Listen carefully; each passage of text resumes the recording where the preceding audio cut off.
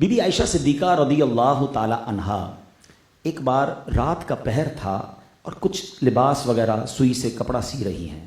آج کل تو لائٹیں ہیں، اس زمانے میں تو چراغ ہوتے تھے، اور اب جو انٹیریئر کے ایریا ہوتے ہیں وہ نائٹ بھی بڑی ڈارک ہوتی ہے، رات بڑی اندھیری ہوتی ہے.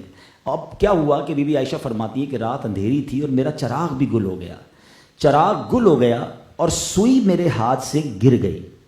اب ٹرائی ٹو انڈرسٹینڈ، اگر یہاں بھی سوئی گر جائے تو ڈھونڈنا آسان نہیں ہے اتنی روشنی میں، مگر اگر اندھیری رات ہو چراغ بھی گل ہو جائے تو سوئی ڈھونڈنا اٹس نیکسٹ ٹو امپاسبل. مگر وہ کہتی ہیں کہ اتنے میں میرے آقا مدینے والے مصطفیٰ نور والا چہرہ لے کر میرے کمرے میں تشریف لے آیا ہے. اچھا دیکھیے، ایک بات سمجھنی ہے، پیارے آقا کے چہرہ انور سے نور کتنا نکلتا تھا. آج بھی کسی کا برائٹ چہرہ، خوبصورت چہرہ دیکھ کر ہم کہتے ہیں ماشاءاللہ بڑا خوبصورت چہرہ ہے، نورانی چہرہ، یہ اور چیز ہے. نبی پاک کے چہرے سے لٹرلی نور کی کرنیں نکلا کرتی تھی، اور کتنی نور تھی کہ بی بی عائشہ صدیقہ فرماتی آقا کمرے میں آئے، اتنا اجالا ہوا کہ میں نے اپنی کھوئی ہوئی سوئی آقا کے نور کی روشنی میں تلاش کر لی. اچھا جب وہ سوئی مل گئی تو بی بی عائشہ صدیقہ رضی اللہ تعالیٰ عنہ عظمت کے ساتھ، محبت کے ساتھ عرض کرتی ہیں حضور آپ کتنے خوبصورت ہیں، آپ کتنے حسین ہیں.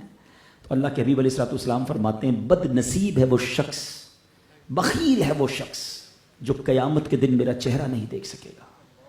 اچھا اب بی بی عائشہ صدیقہ شاکڈ ہو گئی کہ نبی پاک کا قیامت کے دن دیدار نہ ہونے کا مطلب سمجھتے ہیں. ہم سب نے تو شفاعت ہی پیارے آقا علیہ الصلوۃ والسلام سے لینی ہے، اگر ان کا ہی دیدار نہیں ہوا تو پھر بچا کیا ہمارے پاس. تو ڈائریکٹ بی بی عائشہ صدیقہ رضی اللہ تعالیٰ عنہ کا حضور کون ہے وہ بدبخت جو آپ کا چہرہ نہیں دیکھ سکے گا. تو سنیے اللہ کے حبیب علیہ الصلوۃ والسلام فرماتے ہیں وہ شخص، جس حدیث کا مضمون ہے، جس کے سامنے میرا ذکر ہو اور مجھ پر درود نہ پڑھے وہ قیامت کے دن میرا دیدار نہیں کر سکے گا.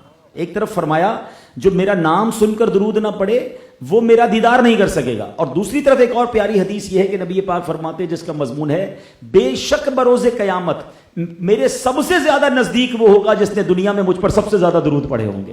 اٹ مینز گیٹ پاس ہے if you want to be a close with رسول پاک علیہ الصلوۃ والسلام on the day of judgment.